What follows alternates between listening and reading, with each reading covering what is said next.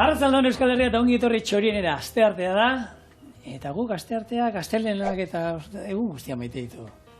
Arratzaldeon Jaione, ze moduz? Ze, oinez etorri zatxetik ala zer? Lerrinen a motel. Bai, zizala. Hau, la leche. Claro, atzo lepo jangen duen da, atzoko azenerio tarta, banatu gendun gero hemen, makillajeko, hor sarreran daudenei, ona. Besotan atera zuten. Ez da izolan, besotan. Eskintzak, bueno, 15.000 euroraino eskini diote hilean. Gehiago, Jaione. Bai, horretin hau hemen. Epa, horretik, oskoz gehiago ordaitzen digutelako guri. Bueno, guazeko sinatzera, kontuak gero gutziko ditugu, eta prestatuko errezeta, bueno, Txorienen musaka, ja nik uste musaka esan da, batzoi holan agaro ingo zaie, baina musaka prestatu ditugu, baina gaur ingo musaka bezalako ez, gaur musaka berezi bat ingo dugu, eta betegarri moduan, normalean originalak eramaten du arkume haragi xehetua, normalean hemen jaten da haragi xehetuak egiten da, txalana, ero, txerriana, ero, bau, dilistakin beteko du.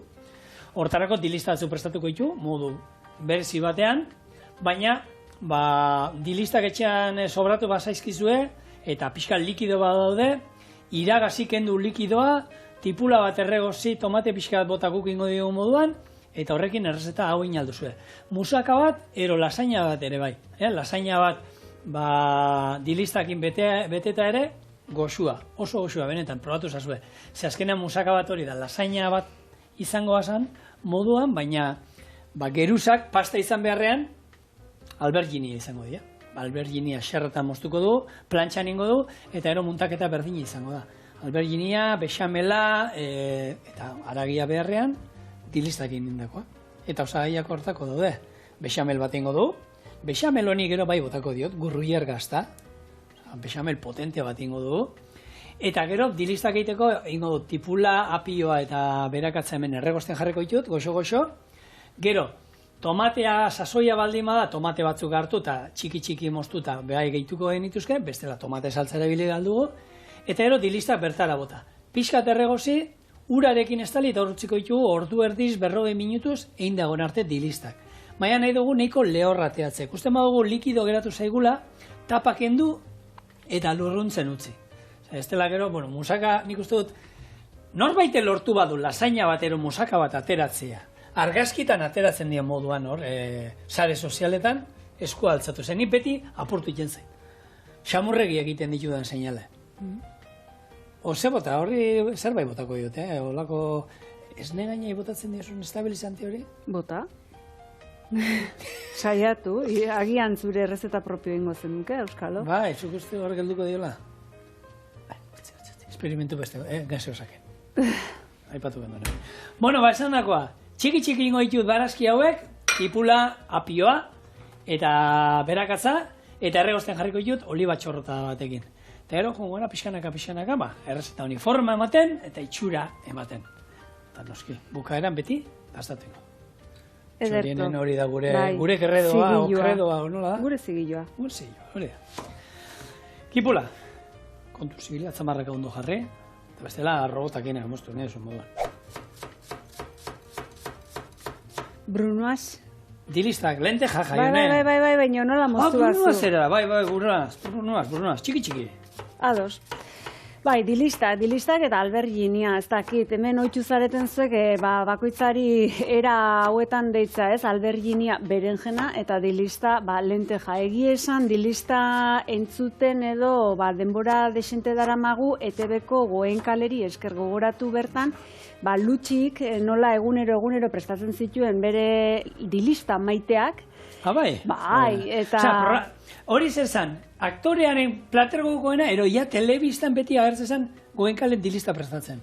Ez genekin dik hori, nik Goenkale ez dut ikusin parkatu, Euskal Herria parkatu, zigorrek ez du ikusin. Nik ez zatxot parkatzen, ez dakit Euskal Herri parkatuko zatxot. Bueno, bale, ez diazu parkatu, baina, orduan dilistak programan, zer hartzen zan, beti dilistak egiten? Bai, azken finen, bapaten, Lutxi pertsonaia azaldu zen, eta dilista gora, eta dilista bera hasi zen, eta zer arraio ote da, ez, dilista galdetzen genion geure buruari, eta, bueno, lente jaziela, eta, bueno, 1000 eratara prestatzen zituen. Bere bikotea gero txapas izan zen, pertsonaia noski, Eta, bueno, ez zitzaion besterik gelitzen. Txapasi ere, egunero dilistak jatea besterik ez zitzaion gelitzen.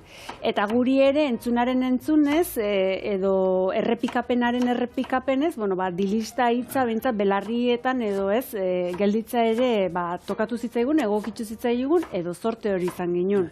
Uradineko gurasoen nik uste dilista niko hiltzatuta okago laburuan, ez? Azkenean, eskolako eta ikastolako menuetan da, oituta gaude dilista eta txitxirio eta dilista bai izango zalona, ez? Lekakin batera, urrenetako lan sartu zitzaigun, ez? Bai, dena egea, itzeiten aigeanak, 15 bat urte edo gehiago ditu, hogeita piko. Goenkale lutsi hortik joango da, gutxi gora bera, 20 piko esango nuke, 20 behintzat bai. Egi esan Alberginia, Luzokerra, hauek nik uste oain aigarela poliki-poliki, geure ganatu nahien, edo behintzat, batzutan bai, idazten diguzu ez, ez dakigu honek esan nahi duen, edo saiatzen ga egi esan, bi eratara esaten, Euskara jatorrean, berrian, eta gero etxeko oituretan.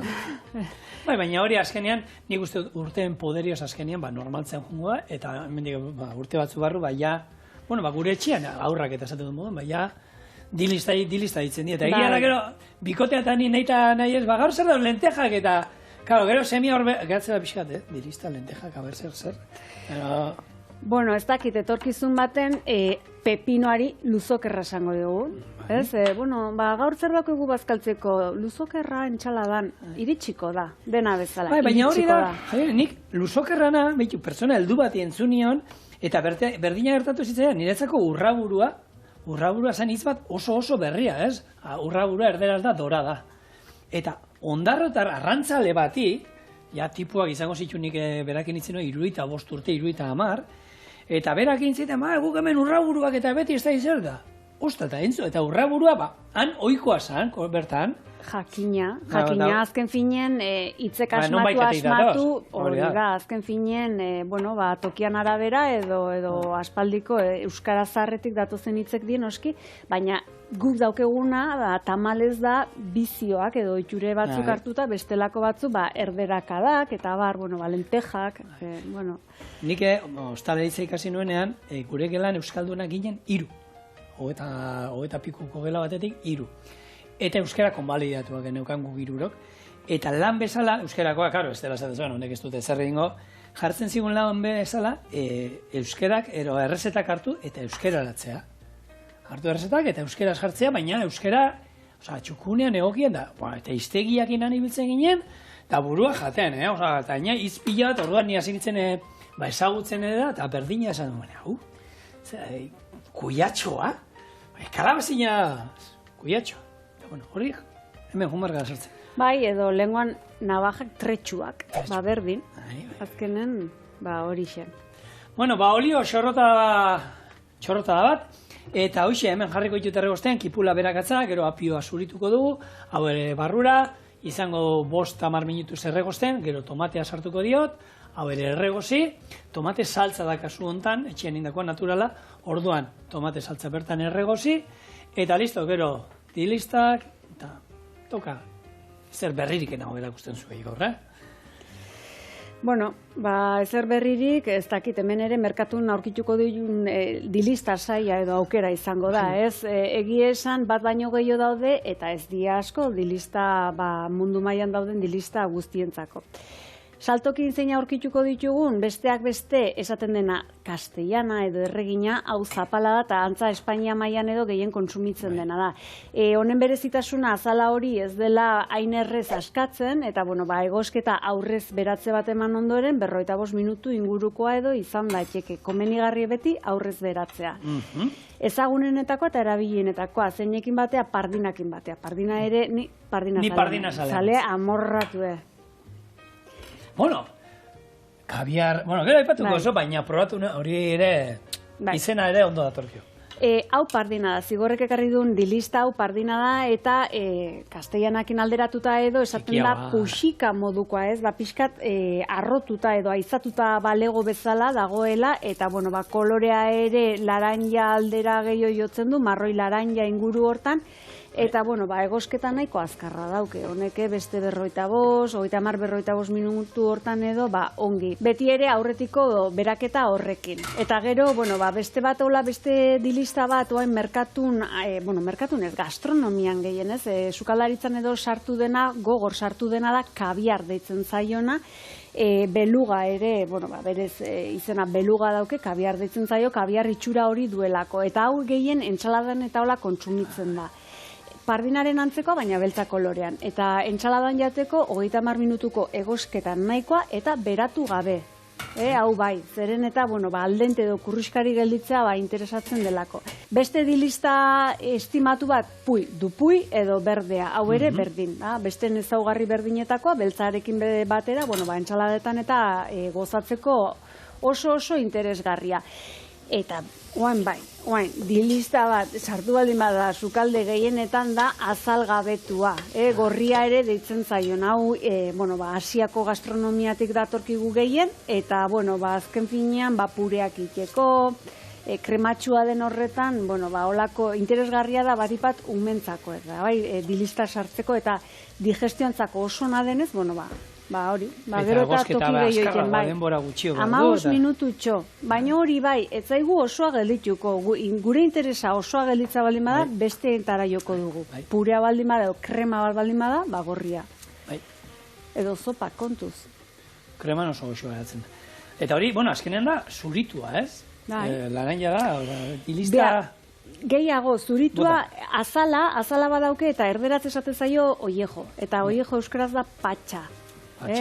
Matxan eta patxa bezala, hauena ere patxa da, orduan, patxa hori gabe da. Dilistak, eta esatea, dilistak kasu honetan, horrela jan behar ditu, eta nik suberoara joan behar izan itzen, suberoa jatetxera, niretzako dilista beti izan zen, lehen platera, goiara dakien jaten zen zerbait. Eta suberoa jatetxean, oi hartzunen, ezagutu nuen dilistak guarnizio moduan. Ara egitako, eta han egiten zen guk, han aste artero, dilistak eneuzkan lantaldea jateko. Olako lapiko daka handi bat egiten zen. Dilista horiek, sobratzen zana, gero egiten zen hartu, garbitu egiten ziren, eta gero egiten zen ospinoliotan tomatea eta tipuletakin ateratzen zen. Eta hori izaten zen, ensalada bat. Dilista ensalada bat, eta haragin guarnizioetan. Nietzako hori izan zen, dilistak ospinarekin, tomatearekin, eta hotzak, eta eragiaren lagungarri, izan zen zerbait, Eta, baina nik orduan nietzen dago... Baina da, zigor, sukaldari eza eta sukaldaritzan zaude, eta vanguardistan, zigor, Baina hori bai izan zela, gaina, baina, 2 Michelin izarretako jatetxe batera zoaz. Han ez duzu dilistarik espero aurkitzea, han espero duzu kabiarra aurkitzea, espero duzu boilurrarekin, onjoak, eta holako, eta, suero bazan pixkatori, betiko sukaldaritzarekin da holan, kombinazio...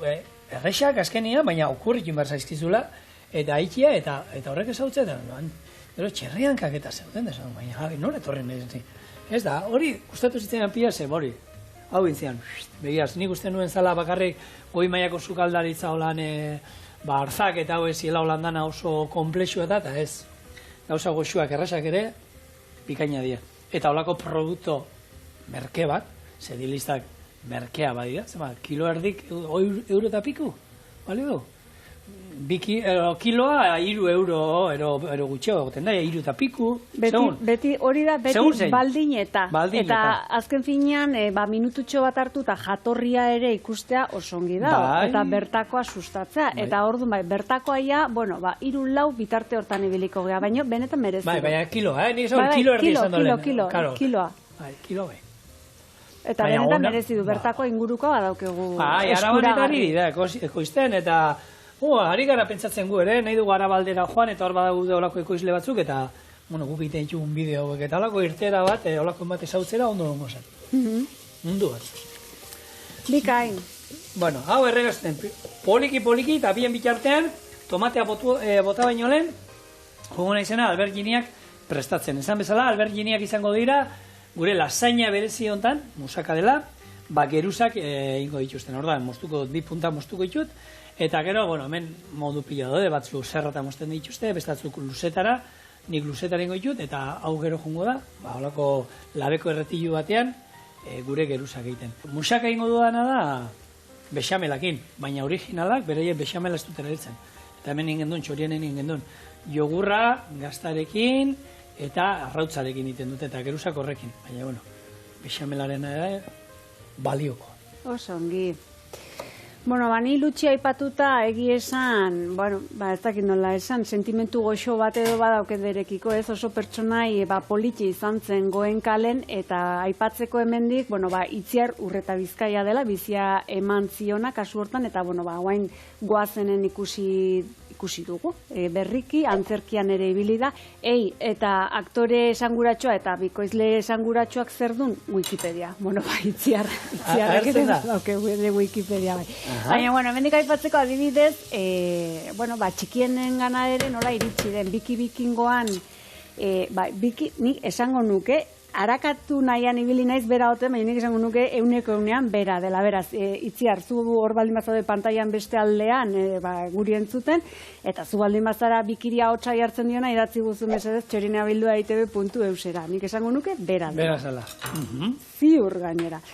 Eta, bueno, zer utzi zigun Lutxi pertsonaiak, besteak beste, txapasekin bikote ez, erlazio horretan, beraien elkarri deitzeko zituzten olako deitura goxoak, edo esaten dena goitizen maitagarriako. Bata besteari deitzen zien porrutxo, kurrintxo. Bai, bada oitxure, harremanetan edo, ez, lagun minetan, baina batipat esan dakoa, ez, bikotean edo matrimonioan edo elkarri deitzekola izen berezi eta goxo bat izatea.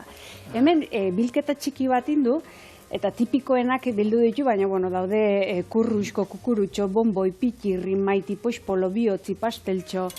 Bada, zerrendatxo bat. Lehengon kuadriako WhatsAppean egon zan olako bat, izan ziren kuadriako neska baten urte betetzea, eta beste neskatek idatzi zion, zorionak kurri, ondo pasa eguna. Eta bera izan, hori kurri naztu izara, nire zoriona dieta. Ez ni maite ditudan pertsonei kurri deitzen dira. Josuz. Bai, egi esan badaude, ez, badaude, maiti o betikoak badaude. Gauze da, zenbaterainoko balioa du izen goxo batek erlazio baten. Galdera honi, zentzu bat bilatu nahian, hausnarketa txiki bat indet. Eta nik uste dela zurea bakarrik itxeko, ez? Zu bakarri deitzen diozu zure bikoteari era batean, beste inorkez. Orduan da, modu batean, zure esparru hori, olako esaten dena, markatzeko. Zure bikoteari hola deitzeko itxurarik, besterik gabe, izena eta txiki. Bueno, adibidez, bada besterik txiki deitzen dionik? Ez dakit. Eluke behar bintzat? Ez dakit, azkalo. Bueno, a ber, niri bedeitzen diate, biok handiak eskara, orduan hortan ere, erreza da, bera txiki deitzea, ero ni txiki deitzea. Baina ez, maitekiro, azken finean beste modu bat da. Baina, hau urten poderion edo urten ondoren, izen hori batzutan aldatzen da, eta batipat aserre zaudenen, ez? Maiti txiki hori bapaten da, alde txiki! Aztakitena! Tomaki! Bai. Bueno, zuek ze, aserraldietan zer, moldatzen dituzu edo maitekiro deitzen diozu handiken bikoteari? Nik uste dut aldatengo dela. Bai. Tonua gutxien bai. Bai, eta ni batipat noiz. Oain izango izuet. Bueno, kipula eta gure berakatza ja dagoeneko erregozita. Oin, tomate saltza botako diogu. Ero, tomate garaia izan ezkeo, tomate batzuk. Ero bestela, honek latako hau bai. Lata hundi horietako bat. Eta hau ere hemen, pixkat erregozten utziko du. Eta ero, dilista botako izkio. Hor, ura beroa daukat. Nahi izan ezkero saldarekin guzti aldugu. Hor, botako dugu 250 gramo dilista, eta ura ere 250. Horren beste gutxi hora era, estali arte. Kontua da, hor, bai inberduguna da, gero tapa jarri. Zegosteko bestela lurrundingo zan ur guztia, urgabe geratuko ginen, eta ezin gure dilistak egozito. Eta Juan Marko Iñake gehiago botaten. Orduan, bi aukera, zabalik inbarbazu etapa gabe, ura litro erdiero bota, doblia. Eta tapa jarri behar badiozue, dilista beste. Ez da, beste sekretori. Listo.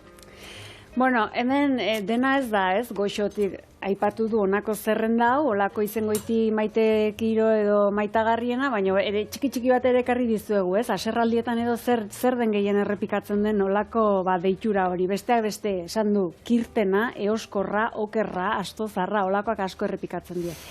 Eta noiz, adituek diote oporretan batipat, bikoteetan edo austurak izaten diela, edo olako aserraldi gehien edo ematen diela, ez? Eta oporrak beleixe ditu. Ja aste santu badatoz, eta aste santun konzeptu ere era bat aldatuta da, garai baten, elizeko gauze batzen. Jendia geratu iten zan, ja da martxa. Orain, esan genezake, udako oporraldietarako lako aurretiko beroketa bat dela. Ez, beroketa ariketa, guazen astetxo bat, Nora, zu, ja jende hasiko zen bidaiak antolatzen. Jendea bidaiak hartzen da amaz, ja ez. Nola, antolatzen ez. Bidaiak hartuta dauzka, binola, hilabete terdi. Zuk uste? Egia da oine, egongan egoeran, gauden egoeran egon da, jendea pixkat polikiago eta beranduxiago agondela aguantatzen horrekin. Baina nek jendea, ja gabona pasada, ero gabonetan ja hartzen, espada, eta gero, baina hori bai, aukera, toki gehienetan oin aukera ematen dizute anulatzeko dena delako bate. Orduan, jentea aurreratu da. Oporraldiak ere etxean izan daitezke edo inguruan, baina egia esan oporrak aipatu eta beti bidaiatzea dugu, ez? Ola buruan esaten dena, eta bidaiatzeko, zein aldagai edo zein faktore behar ditun gehien bat, gogoa eta dirua, olako esaten dena ekonomia. Segun nora joan nahi duzun, bai? Segun nora joan nahi duzun, edo nola joan nahi duzun. Zuek pentsatu duzue edo planteatu duzue noizbait oinezko oporraldi bat egitea inungo ibilgailurik edo erabili gabe edo... Nukin nuen. Egin zenuen, ora. Erromesak aparte, Ia 900 kilometro. Pirineoak alderik alde. Alderik alde, Pirineoak. Fenomeno bat esan nuen. Hala ere dirua gastatzen da baita, Zejan eta lo eta hori ostatuetan deiten nuen. Baina, boixia, 11 egunean 85 kilometroa, bueltatxo bat, ez da gizu. Beran gora eta bera, zeinek ez dituz ergatu Pirineoak alderik alde olako berotu aldi baten. Esperintzi bat, jaione. Benetan, nik beti izate dutean, egunean 14 ordu mendian zu bakarrikan zu kontu kontari zure gauzakin eta ez da egizer, ondo gontzan. Hor bazen naufrago pelikula. Bai. Eno baloi baten naukan. Bueno, eraman nuen olako kamera txiki bat, eta azkenean bukatu nuen kamerakin hitz egiten, da bideo batzuk hor badaude sarean, espero dut ez dakit nola. Ikusi da, bai. Bai, borratzea aukera hobeto izango zan hori bideoiek, baina kamera hori nitaz jabetu zanera bat, eta hor bat bideo... Ondo pasatzen nuen, esan, juten izan menditik, ni bakarri pentsatzen ze bideo ingo nuen urrengoa, eta ni bakarri barrezkan joan. Osa, parra ite juten itzen da, lantate, eta baten batek ikusiko nion da esan, honek, ze perretxiko janote du. Hola, guteko. Ondo, zan. Neiko kilometro, behatzireun ja ondo da. Hala eta guztiz ere, beste bidaiatxo bat antolatu nahiko bazenu, aipatu behar mundua oinez indetxeken bidaiarik luzeena dela inungo ibilgailurik ibili gabe. Afrikatik Errusiara indatxekena Ziudadekabotik Magadanera, eta 22.387 kilometro die. Iepa! 108 ordu ibiliz gero, gutxi gora bera, 571 bat egunetan burutu da izango zenuke. Ez da entzi eskatu beharko nuke horren. Horrak, luzeak. Naizuna, eskura, antolatzea daukezu. Eta zapatilla pare batzuk. Pare bat bakarrik. Batzuk beharko zen hori iteko. Abarkakin gizona, sustatu euskal olako oinetakoa. Hor, hasieran egon naiz pentsatzen, nola, ibilgailu gare hor Marruekos eta Espainia artean ez, baina hori eskubaitik jongo zen, hor Arabiar herrialdetatik, txak. Bai. Hola, diagonalen edo, iten da olako ibilbide bat, eta esan dakoa, zapela buruan, abarkak oinetan, eta benga, zigor munduan. Bai, hoxe. Bueno, zigorreti listak botako ditu hain, hori, kriston zer. Ez, gehiagik. Aukeran nietzako gehiagik.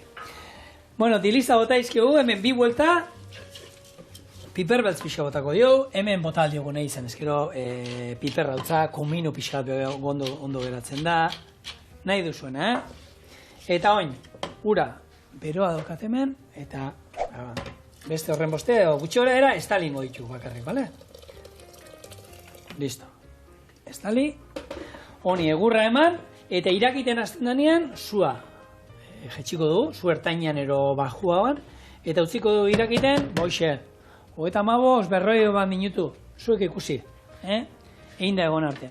Bien bitartean, alberginia moztu ditut, gatza bota, batzuk, nire esan, mikatza iruditzen zari alberginia, eta mikastasun puntu hori kentzeko gatza bota eskero, eta gero, oin ikustu zuen, izerditan hasten da, tanta batzuk ateatzen zaizkio. Hori urarekin garbitu, ero trapu batekin lehortu eskero, kendu iten zaio, baina nire inoiz ez da itiru ditu mikatzari. Orduan, hemen jungoa tandak egiten, olio xorrota bat, olio asko ez hartuz, alberginia gustatzen zaio olioa txupatzea. Orduan, gutxi, eta ingo dituguna gorritu, gero kontutan euki labean, honek ordu erdi, 25 minutu ordu erdi beharko duela, orduan horre ere kozinatuko da. Gorritu batekin, nahikoa, eta gongo naiz kanporateatzen. Eta ero bexamel bat eitea besterik ez da izango, eta muntatzen aztea. Kontatu bitartean, mundu nolako ibilbide luzena daiteke diagonalde, baina beste gauza bada munduari bira ematea, ez? Eta hemen olako pasarte txiki bat ekarri dizuegu, kasu hontan munduari bi aldiz buelta emana izan dion emakumearena. Bera Aira edo Ida Pfeiffer zen, austriarra, eta aspalditxo intzun, aspalditxo burutu zuen, 1700 urte amaieran jaio, beraz, 1800 urte eta karai hartan eman zion. Hartarako. Bai, eta gaina emakumea izan da, ez? Antza emakume hau txiki ez dela anaiekin berdintasunean, edo aske hazi omentzen, baina behin nerabezarora iritsi, eta ama garai hartako gizarteak exigitzen zuen emakumentzako olako bizitza, edo horretara birmoldatu nahi izan zuen, eta nahi ez izan arren, ezkondu zen, umeak izan zituen, alargun gelditzu zen, eta 45 urterekin behin umek azita zuzkenen bere bizitzari edo berak gustokozun horri ekin zion, eta zen munduari biramatea, bidaiatzea. Diru gutxirekin, egi esan, lehen mundu bira hori 900 egunetan egintzun, eta bigarrenerako jada diru geixozun, zeren eta memoriak idatzi, eta liburu bat aterazun, arrakasta izan omen zen, eta esan bezala bigarren mundu bira honetan, berez Afrikatik hasizun, eta Singapurrerantz joan zen. Behin Singapurretik adi Borneon izan zen, eta bertako kanibalekin, olako, adiskideitea lortu omentzun, kanibalak badakizu zer zien, eta edo zer dien. Eta kasu honetan hauek benetan gogorrak omentzien, baina berak lortu omentzun, beraiekin, memorietan edo hori antza idatzita dago. Beraz, esan liteke bikosko bilotako pertsona. Aida Pfeiffer. Aventura, baina itzularretan idatzitakoa. Bigarrena 4 urte behar izan zituen, bigarren mundu. Ja, lasai hartu zuen, ja, patxadar hartu zuen. Kanibalak izango zuen, hemen bilabete. Aragi ona, jateko, zatik ez?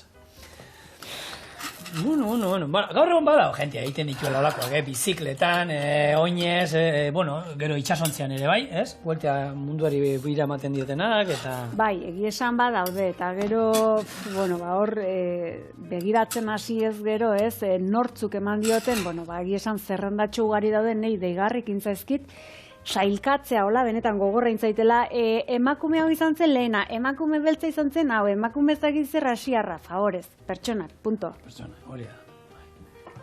Ez? Bai.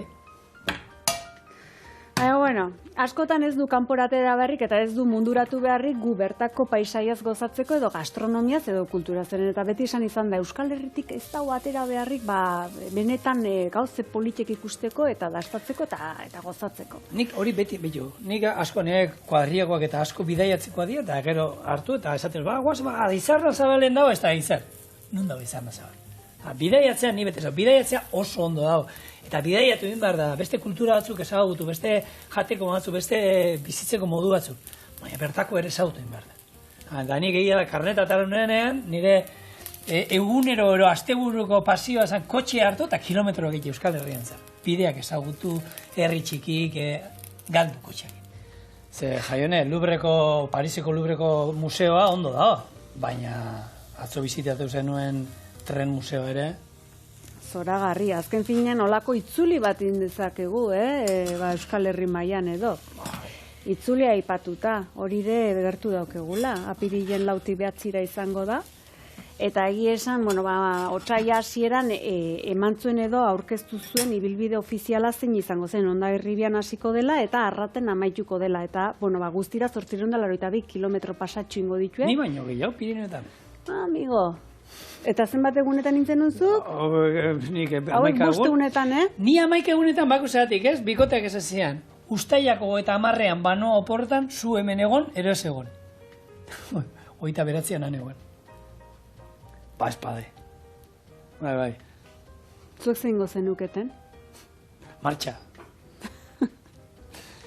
Ez, gero, gaina, bitxo, mendiartetik gautetik, gero, noa junitzen, Bretaña da. Ondo, Bretaña, bai, politia Bretaña. Amak esango zenulak onda, zera. Bai, zera, ez, gure furgoneta... Honolulu edo Seychelles edo... Gure furgoneta zarra hartu eta txor. Neiko abentura izan zen hori ere, Arragoraino jutea. Poliki, gure furgoneta gehiagik irako zuen ematen. Oinez jungo nintzen, agian askarra bengo nuke. Jesus. Bueno, pixka desagarra. Bueno, txirrindularitza aipatuta egia esan, hemen hola bitxikeria batzuk kontatzeko, bueno, hauen ekipazioa edo ekipamentua edo, ez? Holako soinean eramaten duen tresneria eta kaskoak eta zea guzti hori. Txundigarria. Txundigarri txezait. Hor lana da, hemen, betu, duela 5 urte ere izan genuen Iker Oleaga, eta berak, itzaiten pixkat, ze evoluzio duen txirrindularitzak urte gutxian. Osea, erropa ez...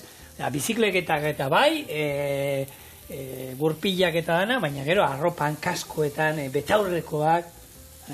Nik kaskoetan jarriko nuke hor begie pixkat. Kaskoena, bueno, ez dakit gogoratzen duzuen hor, nik indurain dauket burun, Indurainek zelako kaskoak zituen edo kaskoekin agertu zen, nik uste olako belodromotan bat tipat, olako ematezun. Bai, hori zan, erabili zuen, hor zegoen rekorra orduko, ez? Ordu betean zenbat kilometro egiten dituzun, ez? Eta hortarako, izuen bizikleta berezi bat, espata ditzen zana, bizikleta hori.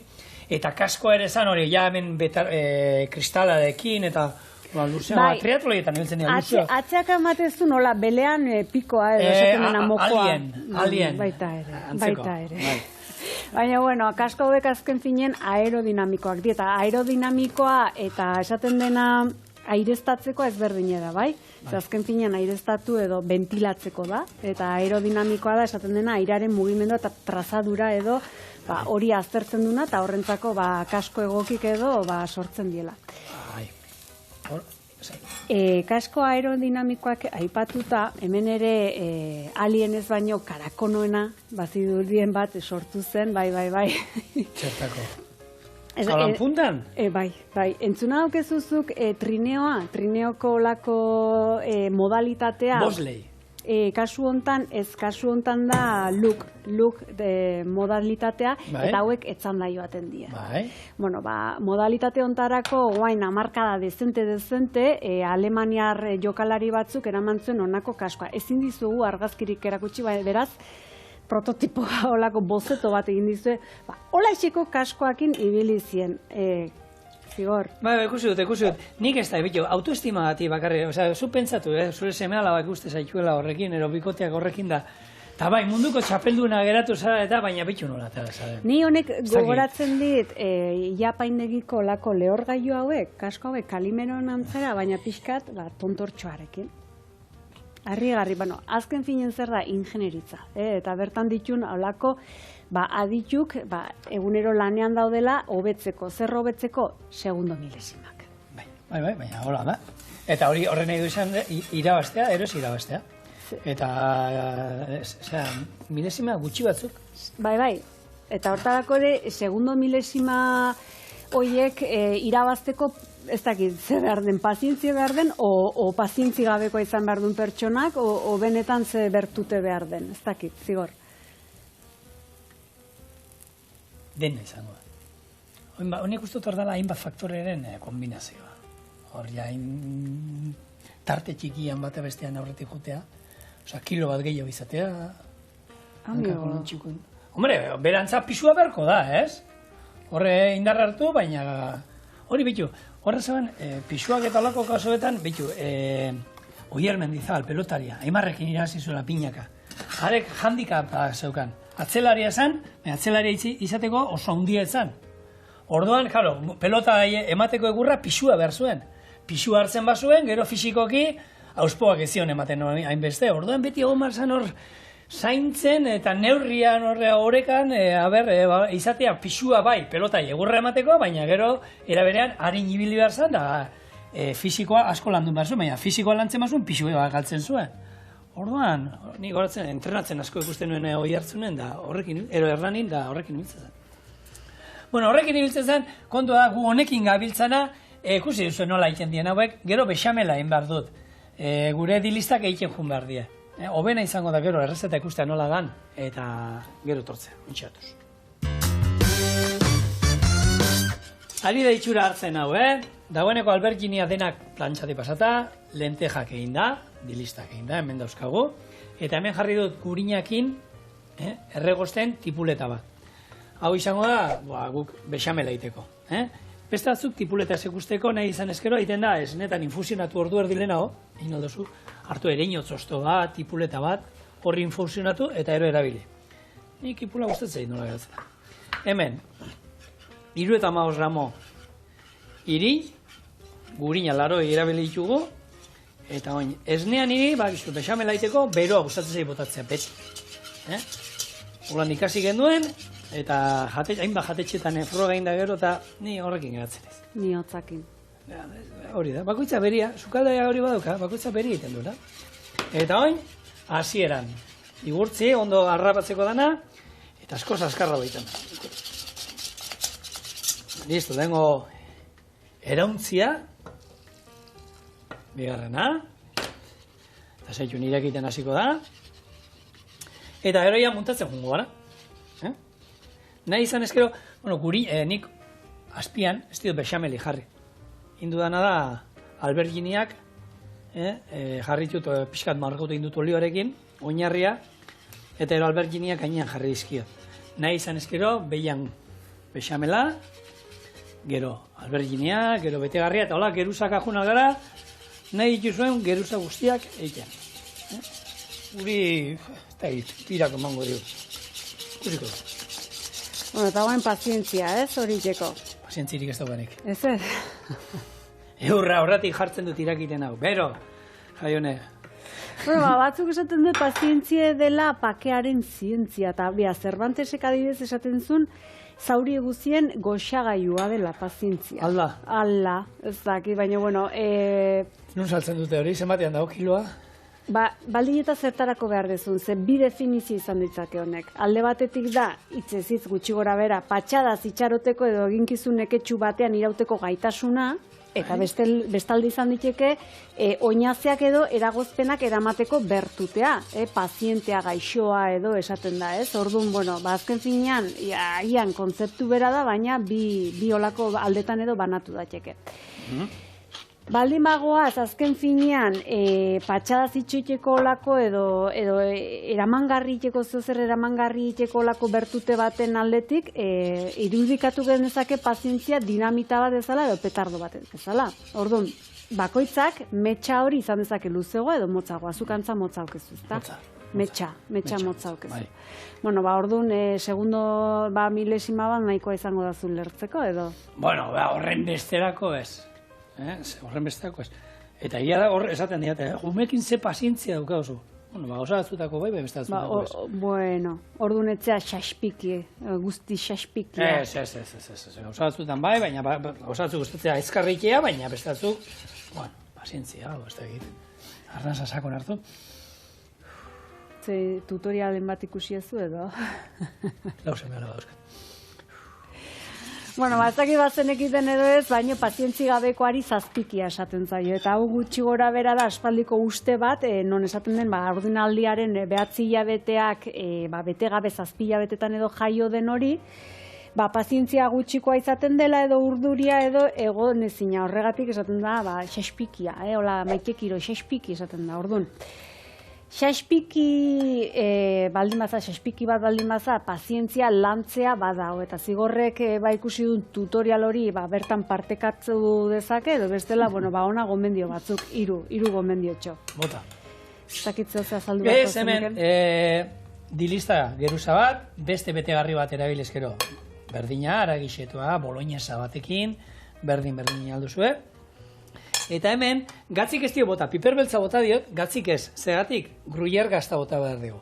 Honek indarra emango dio. Urtutzen danean, orduan probatuko du gatzez eta ze moduz dagoen. Lehenago ez bota, ze bezala, pixat altzauta geratu altzaizu. Orduan, eta gero, ala ere, gran padano, gainetik botako diogu. Gazta faltan ez dago egun.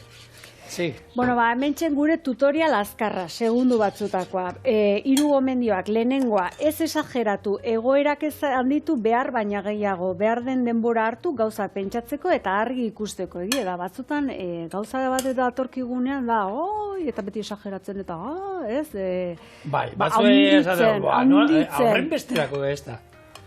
Bueno, hortarako gomendagarri da olako garrantzi neurgailu bat izatea edo irudikatzea, ez? Bueno, zenbaterainoko garrantzia du honek eta zenbaterainoko eman diot nik. Hau egia esan kanpotik ikusten da hobekien, zen horberak bere barrutik, ez berdin bizitzetxo, igual batzutan zaude sututa eta kanpokoak esan dezake, ez da besteako? Baina, hortarako, neurgailu olako bat. Hor Japonian ez daukate olako, irtenbidea badauka zetako larritu. Eta ez badauka irtenbiderik ere asuntuak ezin da zerrei, orduan zertako larritu. Ja, baina irtenbide baldin badu nahi deu, hola. Ja, baina hori de...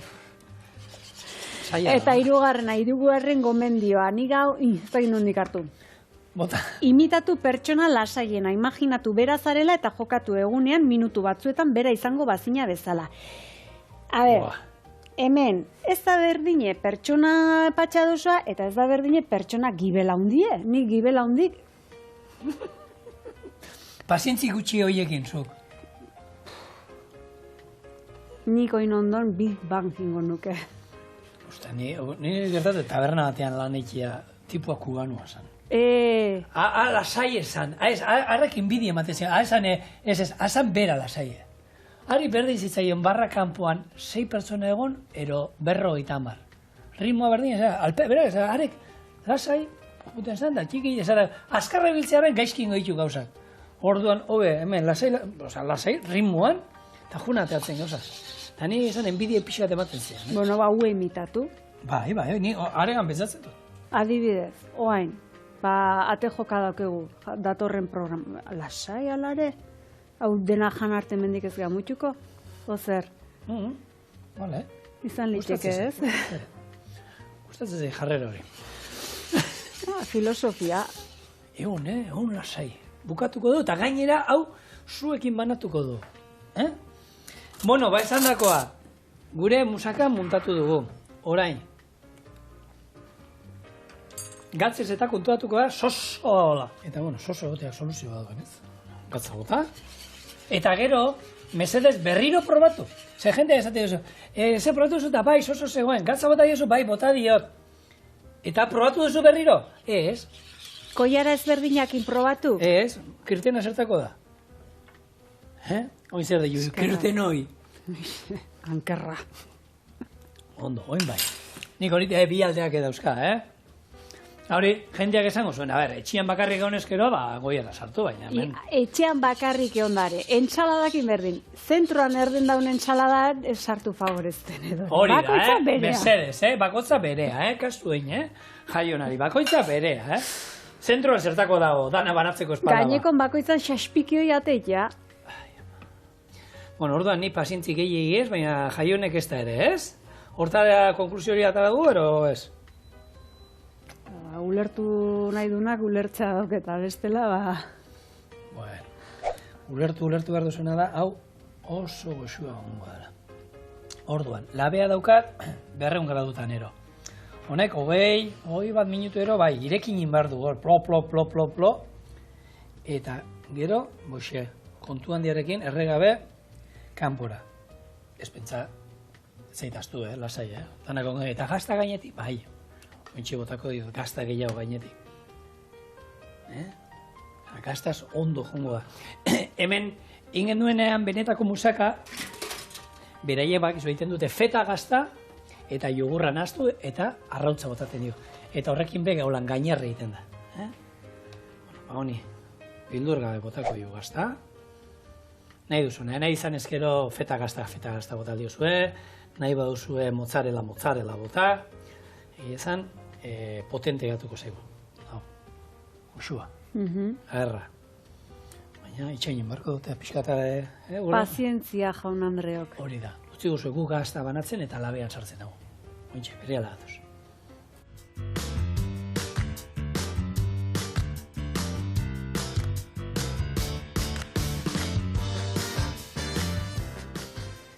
Zaten izuna jaione, zurea gaitzerdi, baina nirea emoten du guen jaina. Dana, eskatu itena, teratzen. Bueno, hau nola izango litzateke, dilistak, nahi ejan da beste lautzitzak. Bai, itxurketa txar bat eta merka bat inda. Dilista, musaka dilista. Nahi basuz jan eta bestela ez jan. Bueno, zigor, venga. Honen nahi eta nahi esan bidea. Nik ez dakiz zer daukan bexamela, baina, bexamela da nahi ematen diolako krematxu punto bat. Bai, bexamela baduzu zer, bai sukaldaritzarako eta bai musikarako ere. Eta bez dela, bueno, jarri zazue, maiz eta ixiarren bexamela, prestatu zazue musaka goxo hau eta besterik gabe, bihar arte. Ondo bizi, eta txintxubile, bihar arte agor.